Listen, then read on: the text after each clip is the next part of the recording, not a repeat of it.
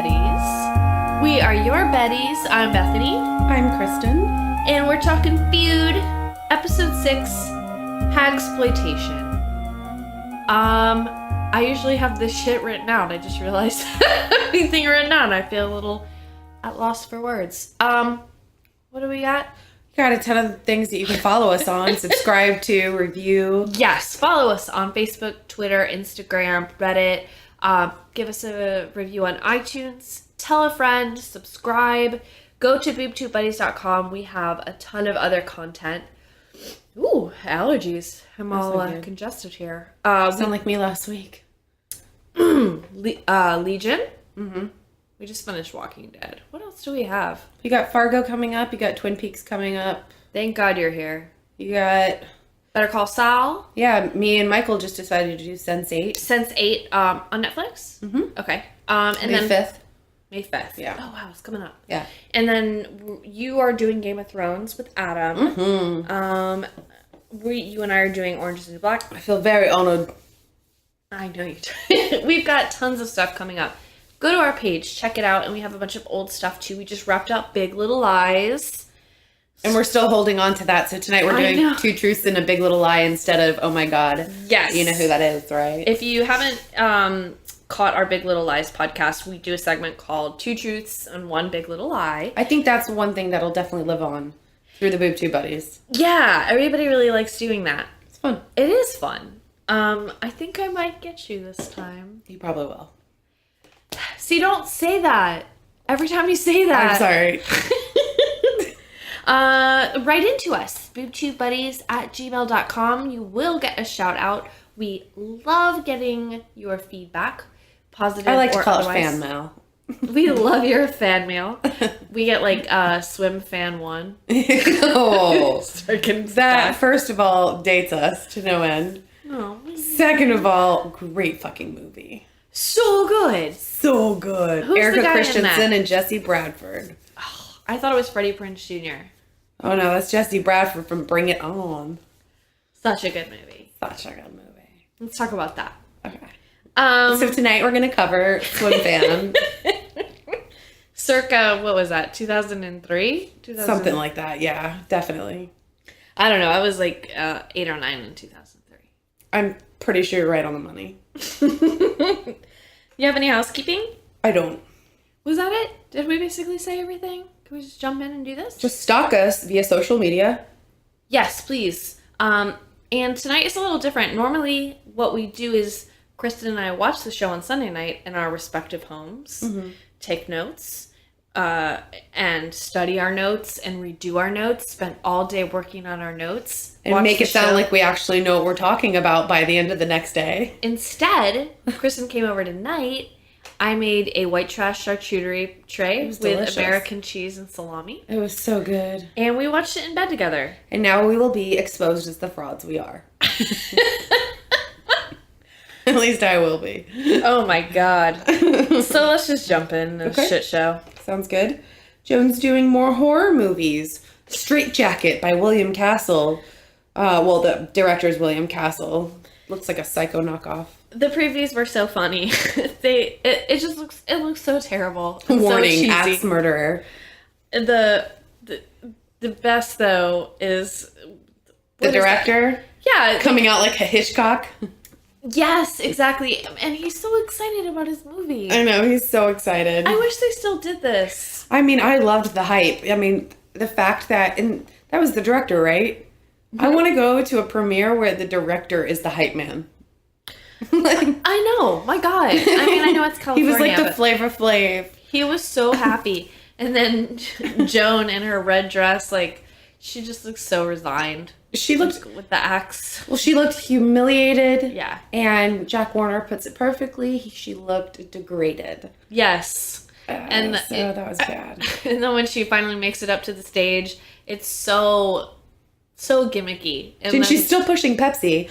I thought they fired her. Pepsi-Cola? Yeah. I think they did at this point. But it's really funny. She's like, I still want you to drink it. Pepsi-Cola. Pepsi-Cola. And like they're handing out, reminding me of Rocky Horror. Yeah. Because they're handing out little tiny axes to the So audience good. members, and she's like, "I thought you said no more gimmicks." It's so good. So tacky. It was very good. There's a mad woman loose in this theater. She just comes swinging, but like a drunk, like, I don't care. Yes. That's so good. And like the abusive person she is, she gets back home and is so mean to I love Mamacita. Home again, jiggity jog. Jiggity jog. So random. She's feeling sorry for herself. She's no other offers. She had to make this movie. And she's upset and throws flowers at Mamacita's head. Mm-hmm. And Mamacita's like, "You're crazy. And next time you do this, I'll leave you and you'll have nothing." And then Joan, I think she apologizes. And Joan's going upstairs and Accuses Mamacita tells like, us to be careful. You're blotto. And I didn't know what that meant. Yeah, so blotto, I think I've said this before, my parents are really old.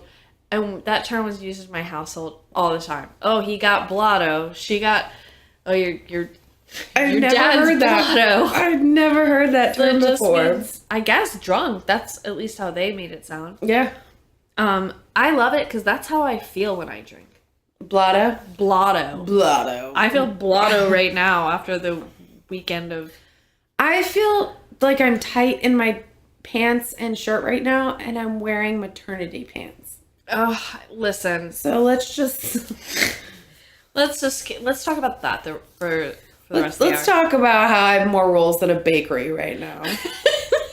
Speaking of blotto, cheers. Cheers. More calories. Bing! These are only 90 calories and it's fat free. It's a seltzer.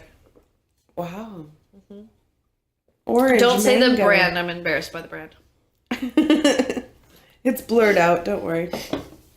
I Sharpied it out before I gave it to you. And okay, so we come back and Jack Warner sees that Straight Jacket is doing well and Hag movies are in and you do it. Degradation? Yeah. Okay, so you know how last week we were saying, don't call me...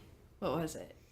Don't call me old. Don't call me old. Don't call me basic. Don't call me basic. You can call me a bitch. And what did they call Catherine A buzzard? Hepburn? A buzzard. Don't call me a buzzard. Don't call me a hag. Oh. That's awful. The only time you're allowed to call me a hack is if I'm like best friends with a gay guy. Is that a term? Yeah. Oh. Uh-huh. A friend tag. A friend hack. She's our friend tag. Yeah, hag movies. And God, Warner is what are those people that are into hurting other people? I'm not a masochist because that's people who like to be hurt. No. Yeah, he's a masochist. But what's the opposite of that? A sadomasochist? Is that what it is? He's a dominant, whatever he is. He is cruel. I'm looking it up. We're really tired. It's very late at night. But he talks about like he wants to make I can't spell it. He wants to make Joan suffer and how tearing down idols is satisfying for all of us. Mm-hmm. And he's the one that came up with hagsploitation. Bring me Aldrich. And there's like... The guy that his right-hand guy tells him no. Oh, you kicked him off the lot. You want him back? And Warner does not like being questioned. No, so he tells good old Bert, who's wearing the security jacket, who's actually really not security, just forgot his jacket that day, to switch jackets with his right-hand man, and that his dude can actually go outside and work as a security guard because he no longer works for him. Can you... Okay. Don't tell Jack Warner what to do. No. Can you imagine if it were two women, like, switch bras? You put on her bra, but her breasts are so much bigger than switch. You Switch deserve them. I don't to be care. shamed. I know. Don't you love how they switch jackets and it fits them jackets fit. both perfectly? Switch panties right now. Exactly. And bras. But do it now. Do you want to work? And what does this mean now that we've done this? Obviously, it means you're fired. Obviously. You can't fill out Obviously, that bra. it means you and I are done professionally. What else do you think it means? What do you think it means? Hedda comes to see Joan. And I love Joan talking about how talking about her face and her look. She needs to convert this dust bowl to a desert look. And don't call me a dust bowl. Don't refer to my looks as Dust Bowl-ish. That just, anybody who refers to as any part of them as a Dust Bowl, I just imagine them spreading their legs in it going, I know. You know what I mean? Yes. What other part of your body would be a Dust Bowl? Your butt? Your belly button? Your belly? Ew. I am sorry. That is the grossest part of your body. Your belly button? Yes. So much crack. It's, you know what? We don't need to talk about this. That actress from Everybody Loves Raymond. Debbie Reynolds? No. Debbie Reynolds. That's the one that plays Debbie Reynolds. Good morning. Jesus, Good what's wrong with morning. me? Whoever plays his wife, you know who I'm talking about. Patricia Heaton. Is that right? Yeah. Okay. Well, she has some sort of tummy thing. She doesn't have a belly button anymore. And I don't trust people that don't have belly buttons. so but I agree with you that belly buttons are gross. And if I were from an alien They're nation, like dirty as fuck. Oh, I have the funniest story that I can't say. I'll tell you another time. Okay. It's it's about belly buttons. But they're so gross. Fair. But she doesn't have one. I don't trust that. And it looks very strange. Because I think I would like to not have a Well, belly yeah. button. It's like looking at somebody without eyebrows. You're looking at a normal person at first. You're like, what the fuck is... Oh, that is uncomfortable. Somebody without a belly button or eyebrows, like... Well, the only reason I would notice if somebody didn't have eyebrows is because of all the dust that would be falling into their eyes. The lack of expression. Oh, maybe that. Well, that's what eyebrows are for. To catch all the dust. That's what they're for. So your eyes essentially will become dust bowls. Dust bowls. And we brought it all the way around. Like that. Where are we at here? Oh, Hedda is sick.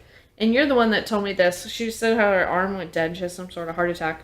And you said this is 1964. Yeah, and she dies. died in 1966, so we looked it up. Yeah. She died of, and it was... Double pneumonia. The fuck is double pneumonia, by the way? I mean, I didn't get second question. I mean, I wonder if it's something like walking pneumonia. See, walking pneumonia isn't as bad as pneumonia, I thought. Because I had walking pneumonia. I had walking pneumonia, too. And I still went to work, but I did crack a rib from coughing. Yeah, I almost did that, too. It hurt. It was bad. I know, nobody believed me. Yeah, I had to go to the hospital for a week. That's when I was in the hospital. Oh! That might... You win. I went to emergent care, but I didn't go to the hospital. They're like, well, she might have TB, so let's admit her. They thought I might have TB. During the same thing? No. Because Like I worked... still. Because I worked in I get the results on Monday. I have to get the have you ever had the TB test, the skin test? Okay, well, I never had like a reaction. And then right before your wedding, I had a terrible reaction. It got huge and bulbous and it hurt so bad. Oy. Remember that? We were making all those Les Mis jokes. About how I made it. Anyway. It's amazing. But yes, Hedda did die of double pneumonia in 1966. It's funny. She was a fucking bobcat, man. Like, what's a bobcat? She was something to be scared of. I just meant she was like a wild animal. Like, she was something to be scared of. Like, apparently she started and ended Ingrid Bergman's career. Why Ingrid Bergman? Something. Oh, okay. So she was jealous. No, it was that Ingrid Bergman got like knocked up or something, and Hedda had wanted the scoop on a specific detail on it or something. I could be murdering this right now, but it's something along these lines. And not only did Ingrid Bergman not give it to her, but she went to Luella Parsons and gave her the story. So as quickly as that happened, she ended up telling the press about this illegitimate child and spun it to where it like ended her career. Yeah. Well, and then crazy. In this scene, she does question her life and seems to have, I don't know, like a moment of shame, like of what this is she's what it's done. been reduced to. Yeah, this is what I've done, and she does bring up, she's questioning her life choices, and it seems like a really honest moment until she turns it around to Joan and says that there's a stag movie? pic, a stag. So I've never heard that term. I would think it's like a sex tape, right? Oh, a sex tape? I just thought it was a movie where she's nude. That's probably more like it. Like, maybe like softcore porn? Yeah. So, okay, so why is that called a stag pic? And then, is that the same term when they say, oh, we're going stag, or the men are going stag? But that means they're going by themselves. Oh, is it a masturbation movie? I don't know. Because stag is going it on your own, right? That's what I thought. So would it be I thought a stag is a term for men. I thought like a stag was a term for man. Okay, a stag movie. There's glitter all over your face, by the way. That's because I did glitter makeup last night, and I'll show you later, but... Your life is so fanciful. You're right. Stag films are terms used to describe a type of pornographic film produced clandestinely in the first 2/3 of the 20th century. So about women's clams? But I don't get... See what I did there? Ew. I did just get it. They were silent, but with sexual behavior.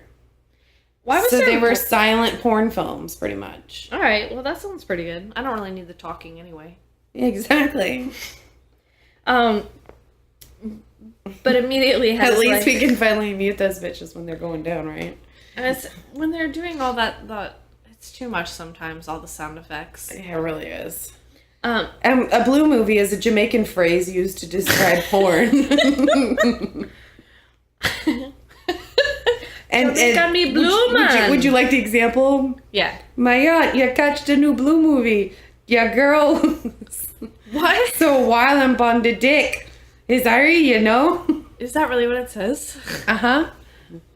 There you go. Oh my God. So.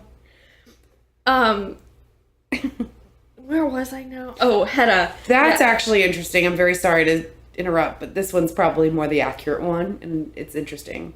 Blue movie is a pornographic film. The use of the blue is to refer sexually explicit content that was first recorded in Scotland. Blue meant lewd because prostitutes used to dress in blue gowns. I did not know that. I thought it was red or purple. Purple's royalty. Mm-hmm. Red is like the light. The red light special. Yeah.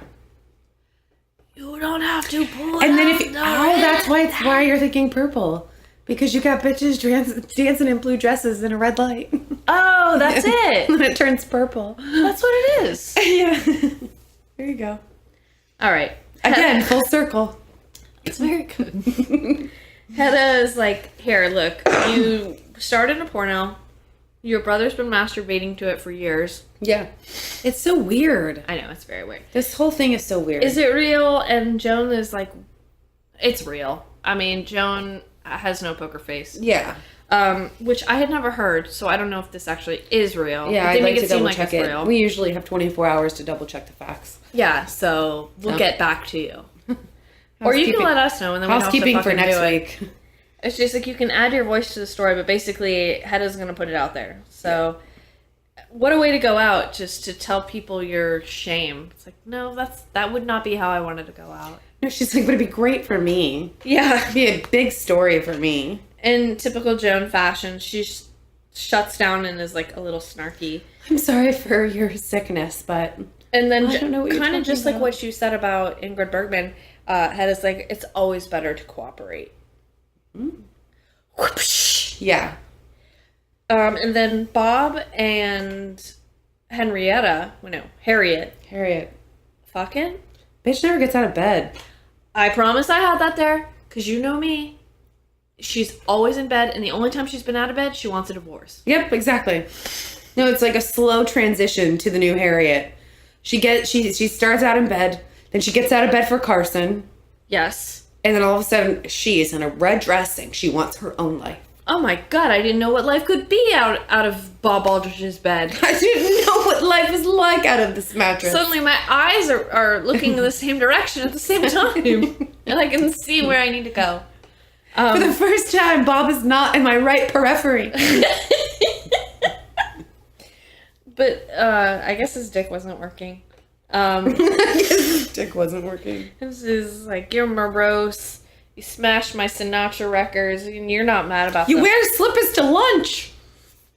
So do I. So do I. That's what you're mad about? Yeah, exactly. That's what you want to pick out?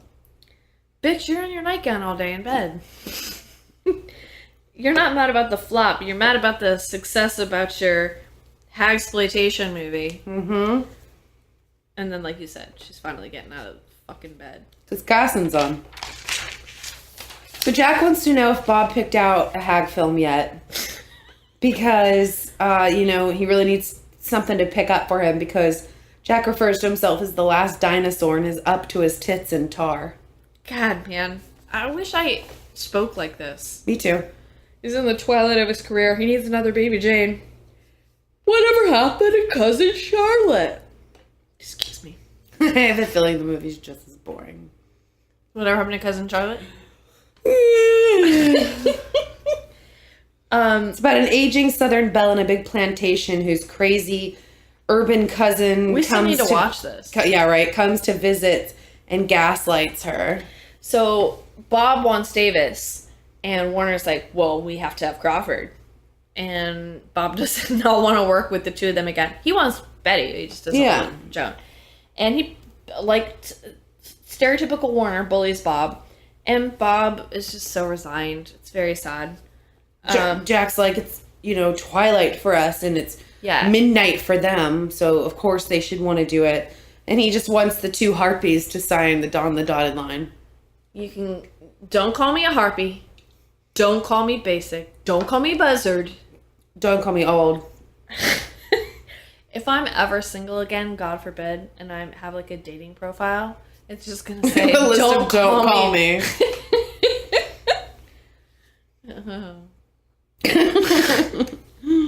Being single sounds awful. God, even tell him getting better.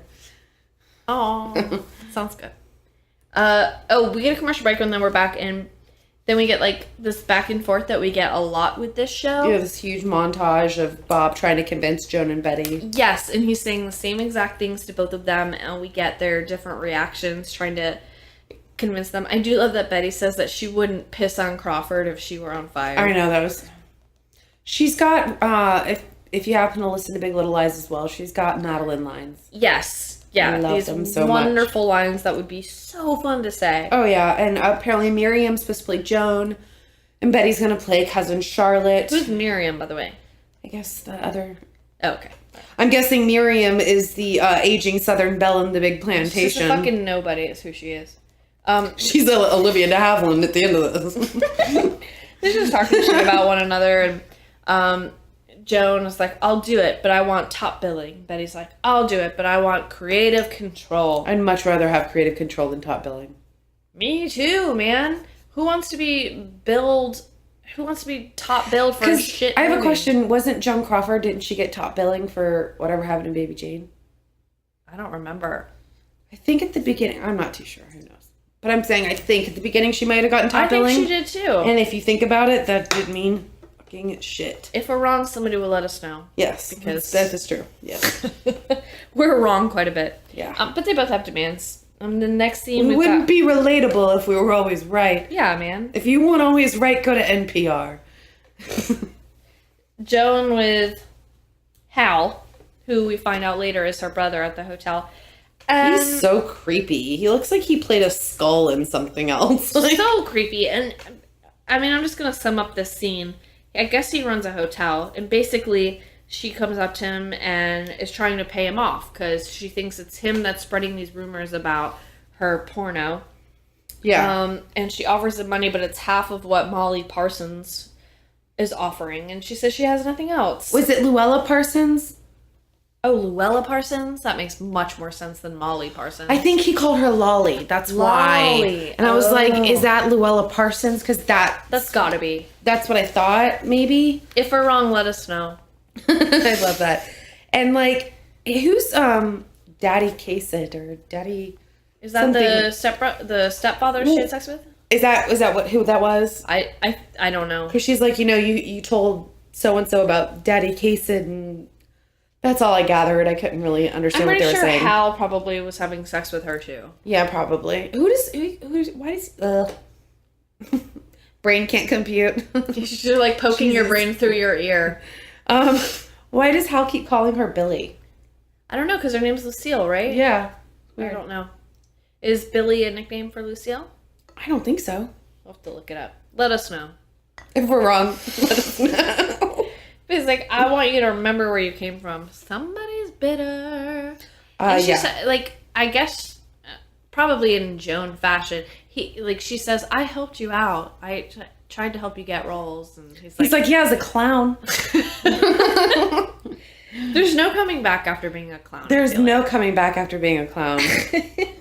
The only cool clown is Fizbo the clown from Modern Family. Oh my god. So it was like one of the scariest movies when I was a kid. Mm-hmm. I hate clowns. Everybody hates clowns. My parents made me sleep next to one of those like swinging clowns from the Poltergeist. What the fuck? And I looked like the little girl from Poltergeist, so that was even weirder. Do you remember, I don't know if you were there, I won't say her name, that baby shower? It was at her parents' house, and they had hobo clown pictures everywhere, all over the walls. Oh my god, you have to tell me once we're not recording, because yes, I do remember, but I can't remember who it was for. She's a terrible person.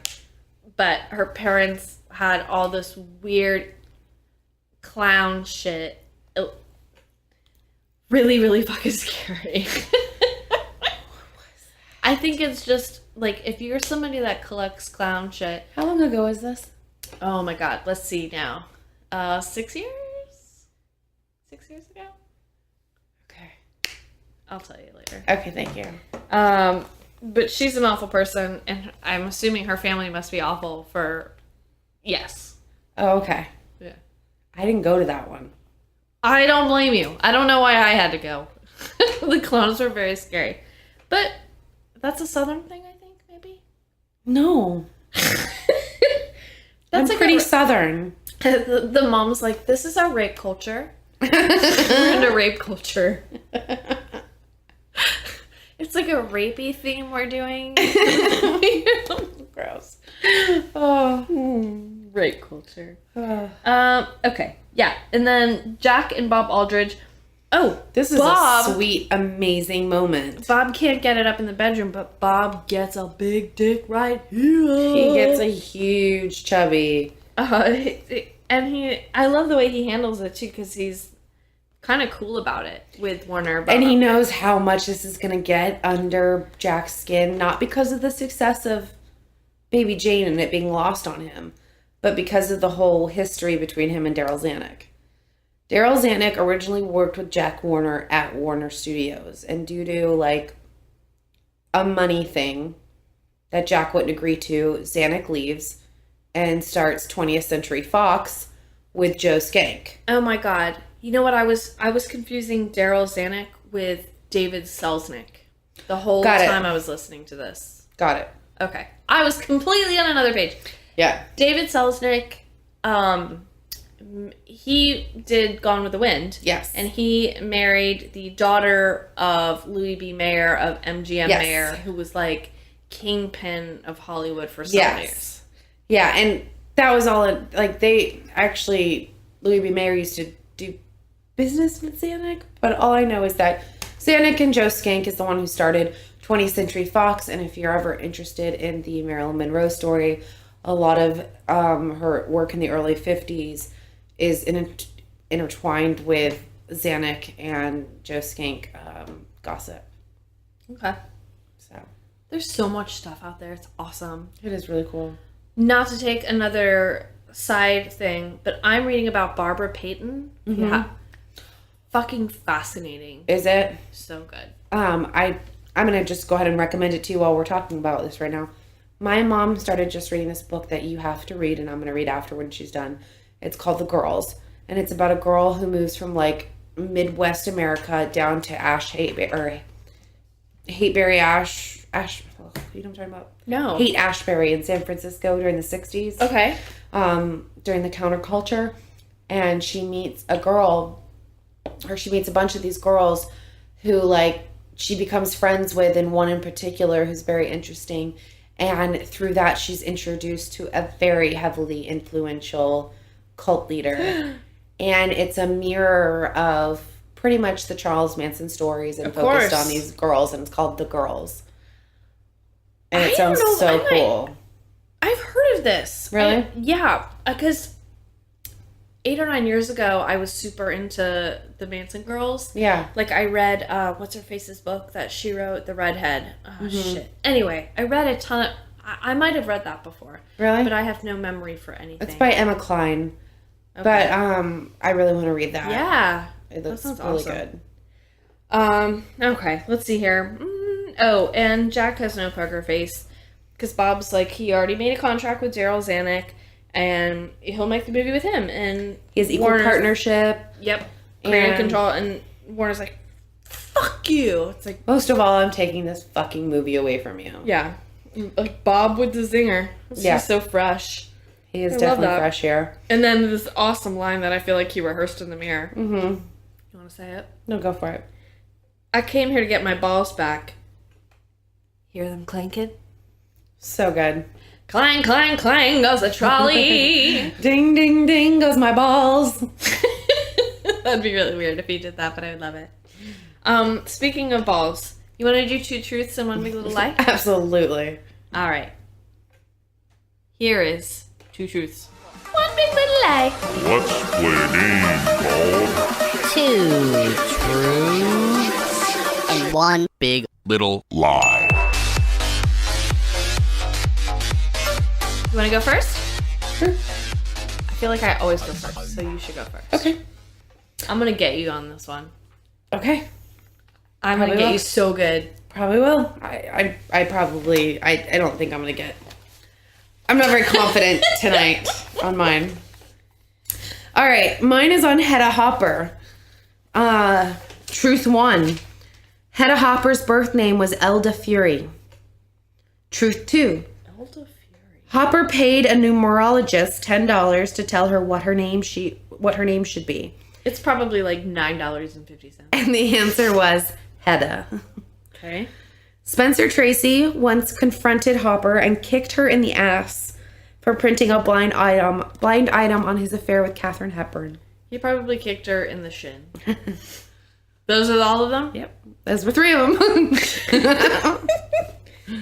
Go through them again. Okay. Hedda Hopper's birth name was Elda Fury. Okay, that's the only one I needed to hear again. Hopper... Okay. Which is the lie? Nice try. 2. 2's the lie? No! Which one's the lie? Hedda Hopper's birth name was not Elda Fury, it was Elda Furry. Are you fucking serious? I hate you. Do you want to hear my reasoning behind that one? On the off chance you decided to look up flash facts about Hedda Hopper, on the off chance, you would have seen Fury, but you wouldn't have remembered if it was Furry or Fury. You know, that's funny that you think that way. See, I wouldn't assume that you would look up what I would do, but you know that I cheat. But I haven't. I don't like to look it up because I like to try to guess it. I like the game of it. I know, because you like to play games, and I don't, so I can't cheat. And I'm like, you know what? She could look it up. She could have a thing in her brain that sees the F, the U, the R, the Y, but she won't remember if it's Fury or Furry. That's so funny. I promise I have not cheated. So another one of our Boob Tube Betties is Jables. You may have heard him on Walking Dead. Worst cheat ever. He's the worst cheat. We all went to high school together. You cannot play games with him. No. Fun fact: junior year, Jables and I were class clown. Ooh. But we would play games together, and it was great because we were both cheaters. And so when we were on the same team, we would cheat so much. We didn't win that often, actually. We did better on our own. Okay. 2 truths. Mine are on the Academy Awards. Let's see, what order do I want to go in here? Let's start in the middle. Okay, here we go. Ready? Mm-hmm. Truth 1. At 29, Adrian Brody became the youngest actor to be given the Best Actor award for his role in The Pianist. Okay. 2002. The lie is that it's actually called, like, Pianist. It's called The Penis. It's a blue movie. Truth 2. Since 1955, Oscar winners cannot officially sell their statuette without first offering it back to the Academy for $1. Truth 3.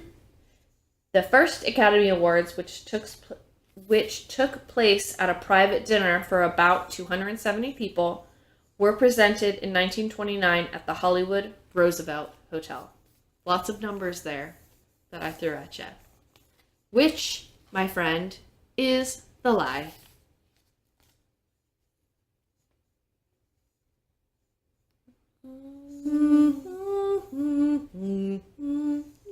Read number 2 to me again. Since 1955, Oscar winners cannot officially sell their statuette without first offering it back to the Academy for $1. The first one's a lie. At 29, Adrian Brody. Wrong! There you go. Yes! Finally. Was it 2? Yes, it was 1950. Oh, okay. It's for $1? I know, That's it was crazy. such a weird thing, so I thought, like, oh, she thinks that one's That's weird. great. No, I like that. I am, like, way overthinking this game now and driving too. myself insane. Me too. Me too. Like, all the weird facts, I'm like, I don't even want to use that. I know. The Adrian Brody one was surprising to me. I didn't remember him having a youngest thing, but Watch it not be true. Like, I didn't fact check the site I used. next week we're like, do you have any housekeeping? Actually, I fucking do. I've been lying this whole time. All right. Well, that was Good job. One big little lie. And one big Little lie.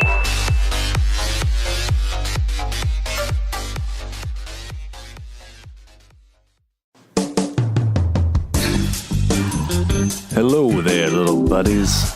Are you looking to impress your significant other? Well, we've got a way. Yeah, that's right. Go to blueapron.com/BTB and sign up for $30 off your first order.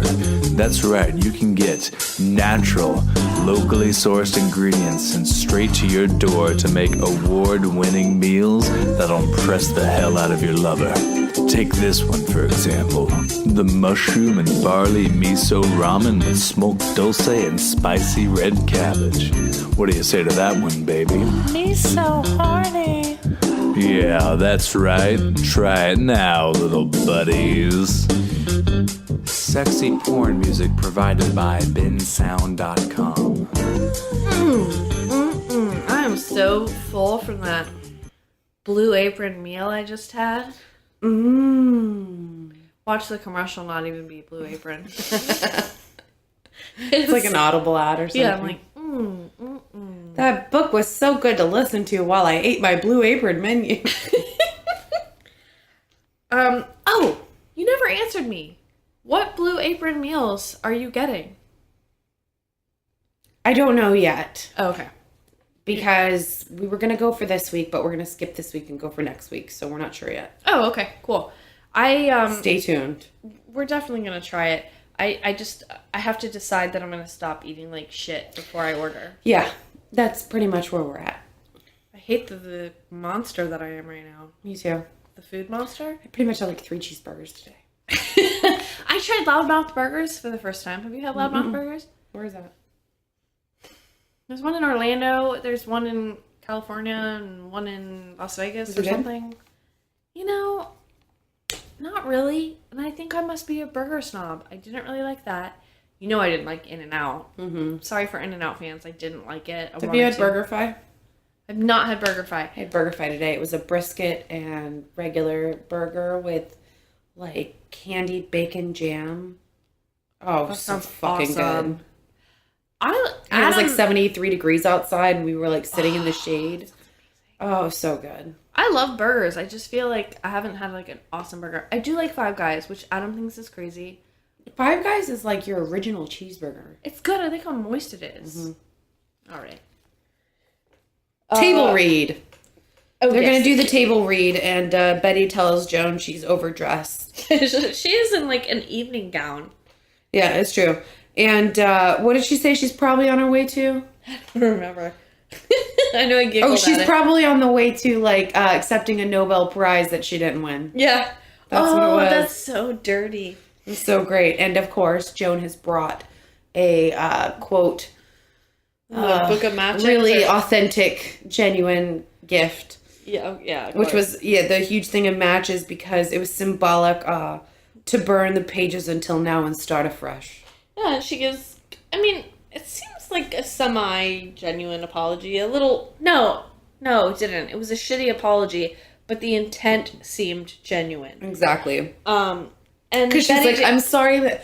I'm sorry it made you feel that way. She did the classic, like, I'm sorry if you felt that way. Which is not an apology. If anybody listening says, I'm sorry you felt that way, that's not an apology, and honestly, it makes it worse. It's actually you just shitting on our perception in general. Like, it's like that's you're literally shitting on the person's perception because it's like, I'm sorry if you perceive things that way. That sounds like a you problem. Not only do you think you're not wrong, but you think the other person is sensitive and weak. And sad and pathetic for even thinking it. And now you pity them because you're saying a fake apology. Don't even bother saying that if that's how If you're somebody gonna say it. apologizes to me in that way, I'm not even going to piss on... If there was piss firing on them, I would not. If there was piss fire on them, I wouldn't even piss on it. Exactly. You're good. You're good. That's what I'd say and walk away. And okay, so Betty wants a promise from A promise ring? she wants a promise ring from Joan, and Betty is like the bigger person. yeah, she's like, can we Let's just just be please go as united. allies, like just one voice? And I love how she's like, preferably mine. But Betty would Betty would stick to it, but Betty tries to. They're both two alpha females. They It's not both gonna work. provoke the other. I know, but I know. But Joan immediately is just like, so. Joan does not go. If the narrative does not work in Joan's favor, it does not matter what deal she has made 5 minutes earlier. That deal is off. I do feel bad though, because I feel like Joan was like, okay, we're gonna do it. And Betty gets all up in arms about a script thing, and I feel like Joan's trying to be on the same page. Joan's And then Betty throws her under the bus about our straitjacket movie. Well, yeah, and then she's like, and do we really? Betty says something constructive about a creative thing. I don't remember, like something silly that was happening in the script that Betty legitimately felt was dumb. Yeah. And then Joan says something about, and do we need the? She sounds like Seinfeld. Something about her, like her The Mississippi ellipsis. accent. Yeah. Well, she's like, do we need all these ellipses? It's a comma. Not good enough. And then Betty so says something funny. like snappy back about like, well, we're not changing the dictionary. Nobody cares. And it's a slap in the face because that's Joan's way of trying to be on the same page, whether or not the input is important or not. But that's the problem. They have such different perceptions that she actually sees that as her working against her. Joan? Yeah. That's how I would see it too. Yeah. No, I'm saying that's how Betty sees it, as Joan working against her. But in reality, Joan is actually trying to be like, and I have an opinion of something we should change too, just because we're on the same side and we... See, I can see both sides. If I were Betty, I'd be like, don't distract from the important thing that I'm saying, because what you're saying is dumb, but okay. But yeah, same side. We're totally good. Yeah. We got Victor Bono back. I love him. And He's the voice of reason. He's Can like, we, oh my God, you know who that is, right? You saw the dude at the table.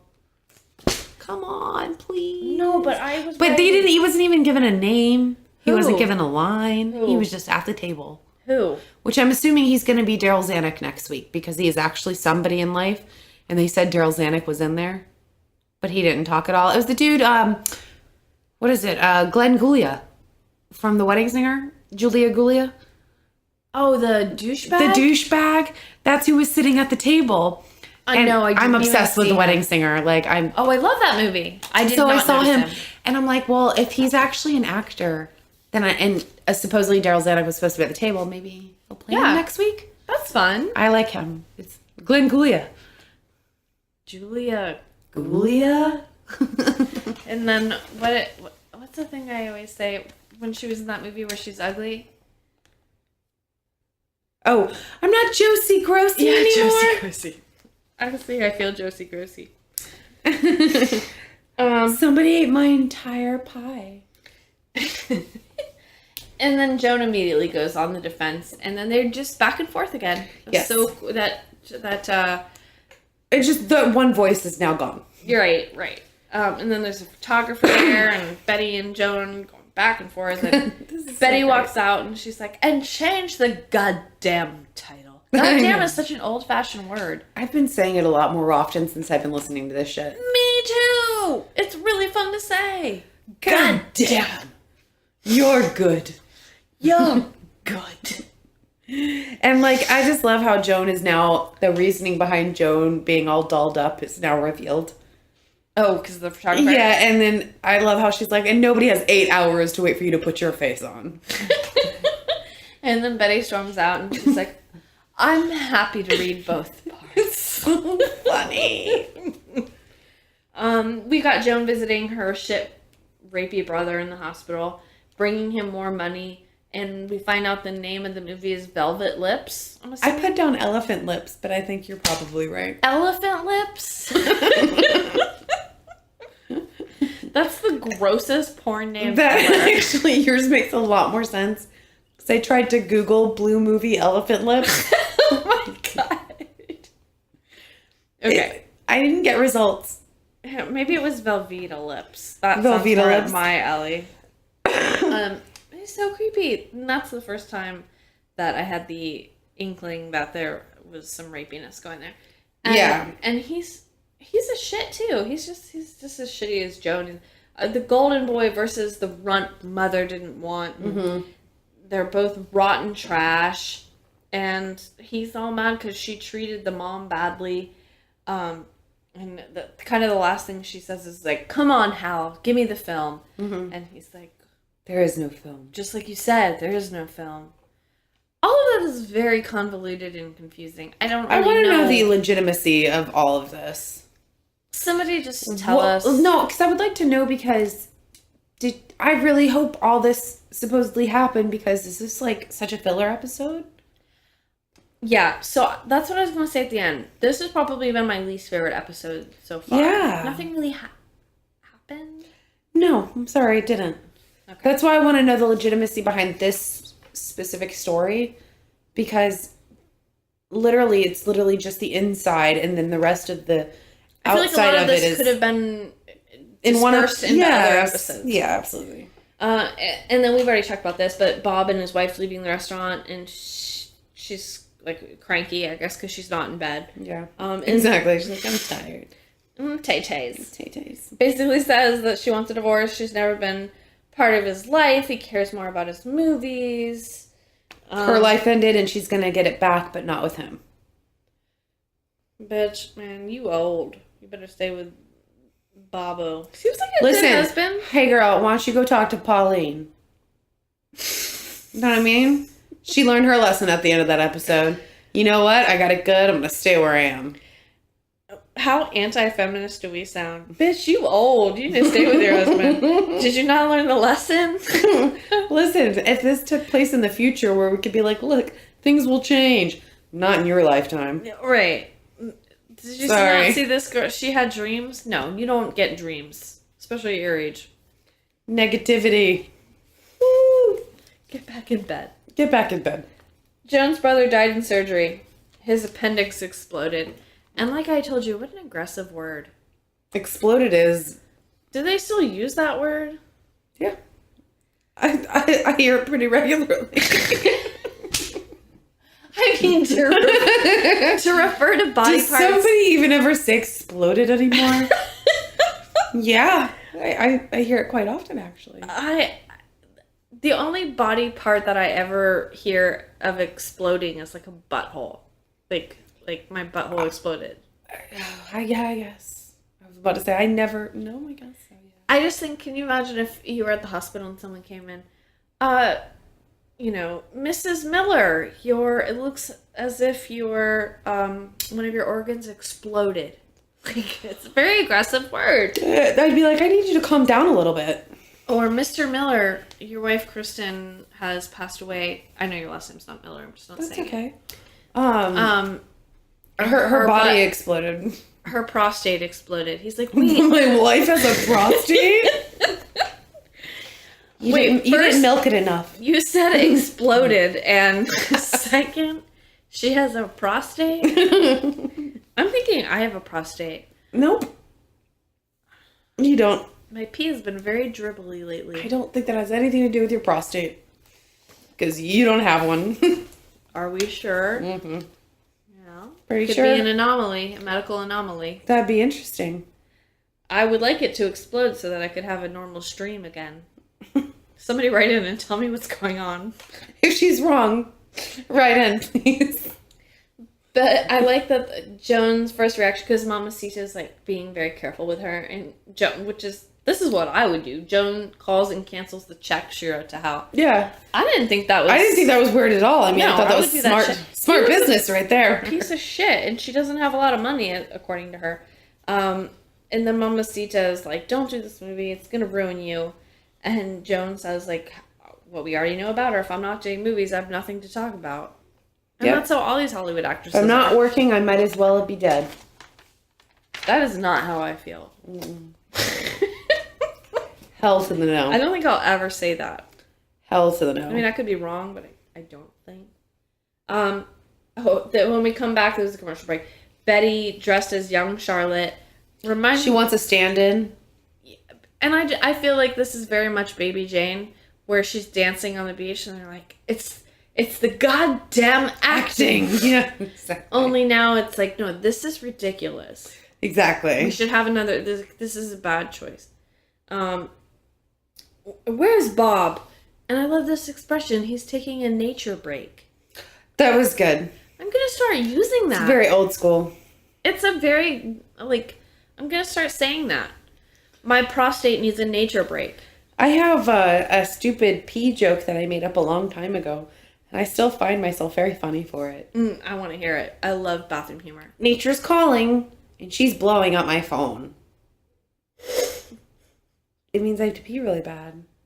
Oh, I thought it meant like a blowout. Like diarrhea. No, because, nature's calling and she's blowing up my phone. Yeah. It just means I have to pee really bad. Oh, see, I think it means you have to have a blowout. That my ass needs to explode? Yes. I think blowout seems a lot more fucking aggressive than exploded. I thought blowout was an old people term. Because my parents talk about blowouts all the time. I don't know why, but they do. And then Blowouts or blottos? both. He was blotto. He had a blowout. He had a blowout because he was blotto. But Lincoln's daycare teacher, God bless her, she's so sweet and cute, talks about fucking blowout. Why? I don't know why my son's having blowouts all the time. But it seems like, every other day I pick him up. So Lincoln had a bit of a blowout and we had to change his shorts. Do we have to call it that? Like, how old are you? What happened to the days of poopy diaper? No, they're not allowed to say that. They have to say Blowout. BM or blowout. That's the politically correct term. He had a bit of a blowout. That's amazing. Okay, so Bob says he can't make the film now because of Harriet. And it was this whole film thing was supposed to be And Betty's the like, whole family. Betty's like, enough. You're good. You're good. We'll be alone together. We're good. We're good. No, she says it's going to be bad, but I've been through it 4 times, so we'll be alone together. And this is something we learned in the Karina Longworth thing, that nobody showed up to greet Joan or get Joan for this filming or anything, Big which was faux pas in Joan's world. definitely the start of a domino effect. And Baton Rouge. Yeah, but Betty helps the lady at the desk find her reservation, which even further pisses Joan off. Yeah, and Betty's just eating it up, and Joan ends up in... Actually, Joan's in a shitty room for a movie. Like, Joan's in a very shitty room. She's not been greeted. Betty's the one that had to help her get a room that she'd have waited an hour for. And yet she's still carrying on in like a happy manner. Like, I am here to work. I am ready to work. yeah, she's still trying to stay positive. She even mentions that she needs to change her attitude. That she's going to come clean slate. And she's like, look, it's Louisiana. Everything has the sweet smell of rot. Mm-hmm. What if that's their state motto? It's Louisiana. The sweet smell of rot. Louisiana by We're good. We're good. And then our last scene, Joan calls Bob. She's in good spirits, but she hears Betty in the background. No bueno. She's not happy. Wah. And then that's how the episode ends. Elfine. But have you noticed that most of these episodes end with Joan being unhappy? Yeah. Has there been any other ending to an episode? No, you're right. It's every episode ends with Joan being Joan being miserable. like something happening to Joan in the end. Yeah. I'd like to go back through and see if that is the case, because at least for the last 3... You've got housekeeping homework. Oh, I hate And homework. Mamacita's not helping you with this housekeeping. I would love a Mamacita. Can we edit that out? No, that's staying. I would love a Mamacita, and I would throw flowers at her to the point where she had to tell me one more time. Like, Un mas. Oh, wait, she's not Spanish. no, what is she? German. Hungarian? German. Speaking of German, let's get a pretzel and let's get out of here. Speaking of German, let's get a pretzel. Let's get out of here. I was waiting for let's make like a tree and leaf or something like that. Speaking of German, Let's get a pretzel and curl up in bed. I don't know. We already curled up in bed. so long, farewell, auf Wiedersehen, adieu, adieu, adieu, to you and you and buddies. All right, good night. Do, do, do, do, do.